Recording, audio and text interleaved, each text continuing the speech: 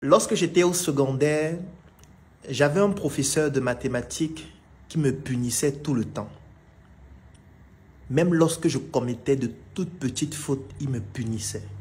Il m'envoyait planter les choux devant. Il m'insultait devant tout le monde. Il était extrêmement rigoureux vis-à-vis de moi. Un jour, je n'en pouvais plus et j'ai craqué. Je lui ai dit, monsieur, je trouve que vous êtes injuste. Parce que moi, quand je fais quelque chose, vous m'insultez, vous me punissez, vous m'humiliez. Alors que je vois certaines autres personnes dans cette salle de classe qui sont aussi élèves comme moi. Nous faisons la même classe. Mais lorsque les autres font exactement la même chose et même parfois pire, vous lissez ou alors vous ne faites pas grand-chose. Vous leur donnez des punitions qui ne sont pas aussi sévères. Et il m'a répondu en me disant, Monsieur Numbissier, on sera toujours plus exigeant vis-à-vis des personnes de qui on attend beaucoup. On sera toujours plus exigeant vis-à-vis des personnes qui ont un potentiel plus grand. On sera toujours plus exigeant, plus regardant vis-à-vis des personnes qui ont un grand aura, qui sont très intelligentes. Toi, tu es le meilleur en mathématiques dans cette salle de classe. Donc, moi, je voudrais que tu puisses remporter des Olympiades. Je voudrais que tu puisses gagner ou alors réussir à de grands concours. Donc, la petite erreur que tu commets peut être directement fatale. C'est la raison pour laquelle, lorsque toi, tu commets cette erreur, je serai plus sévère que n'importe qui d'autre. Cette phrase a bousculé mon cerveau en réalité parce qu'il venait de m'apprendre une leçon. Plus tu montes et plus le vent va souffler très fort. Parce que quand tu montes, ça veut dire que tu te détaches de la masse. Tu te détaches du peuple. Tu deviens donc une icône. Tout le monde te regarde. Tu commences à avoir un aura qui influence des milliers, des millions de personnes. Du coup, lorsque tu commets une seule erreur, elle a un impact nocif sur des milliers et sur des millions de personnes. Donc, plus tu vas monter, plus le vent va souffler fort et plus on sera exigeant vis-à-vis de toi. La petite erreur que tu vas commettre sera immédiatement punie de manière extrêmement sévère parce que tu peux avoir un impact très positif sur le grand nombre comme aussi tu peux avoir un impact très négatif sur le grand nombre même en commettant une toute petite erreur. Parce que celui qui est resté tout bas, qui n'est pas monté comme toi, son erreur, en fait, elle est marginale. Elle peut rester circonscrite à son environnement, à son quartier, à sa famille, alors que toi, le monde te regarde. Des millions de personnes te regardent. Donc, si tu commets une seule erreur, ça peut être fatal. Tu deviens aussi une menace pour des milliers et des millions de personnes qui vont te considérer donc comme l'homme à abattre.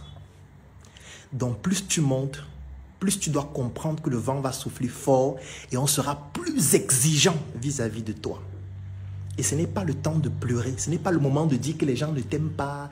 Tu ne devais donc pas monter haut parce que quand tu montes, le vent va souffler fort. C'est la raison pour laquelle, lorsque vous avez l'ambition de monter très haut dans votre carrière professionnelle, familiale, émotionnelle ou qu'importe le secteur d'activité, vous devez avoir des racines qui sont très solides. Des racines spirituelles solides, des racines physiques solides, des racines culturelles solides, des racines relationnelles, lobbying, influence solides. Parce que ce sont ces racines en fait qui vont vous permettre d'être solides et de résister au vent qui va souffler extrêmement fort lorsque vous allez monter. Figurez-vous que moi, je n'ai jamais rencontré un chef d'État. Je n'ai jamais salué un chef d'État dans la main.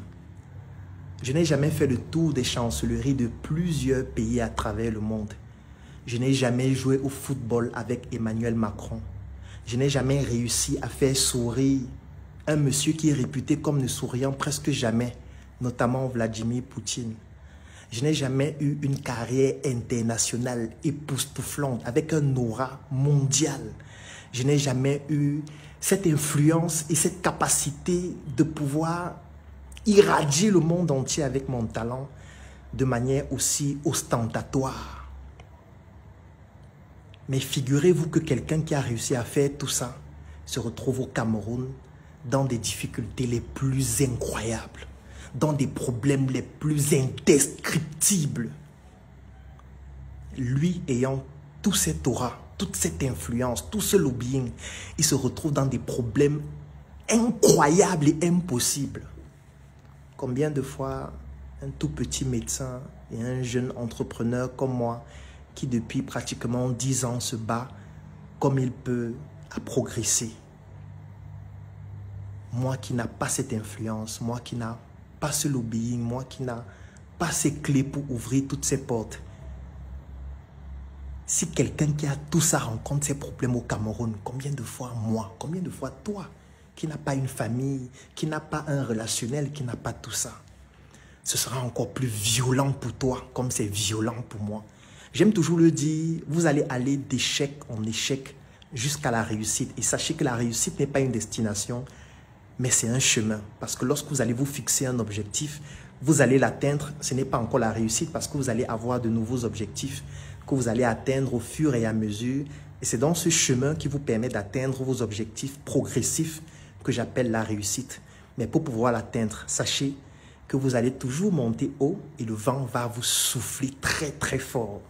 Ceux qui vont avoir des racines solides vont pouvoir tenir. Mais ceux qui n'auront pas travaillé leurs racines ne pourront pas y résister.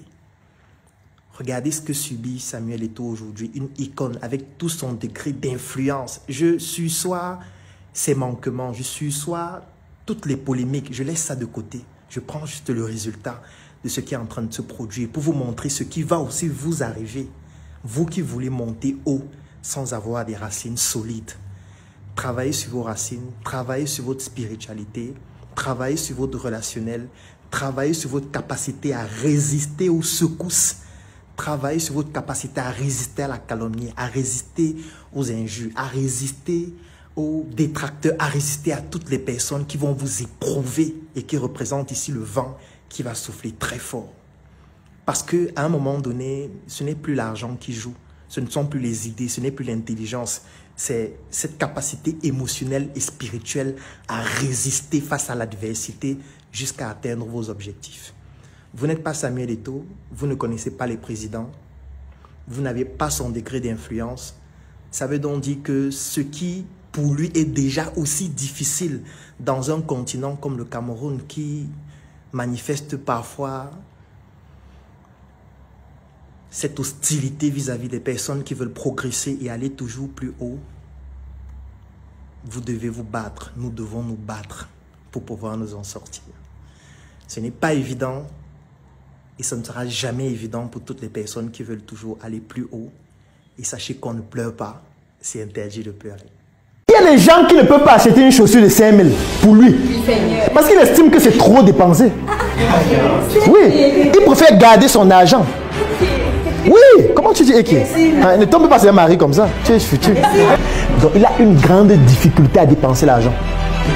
À épargner l'argent. Il peut avoir 100 millions dans son compte, il va à pied. Quand tu lui dis qu'acheter la voiture, il dit que la voiture. Et ça tombe en panne. Il dit ça c'est gars, si on vole.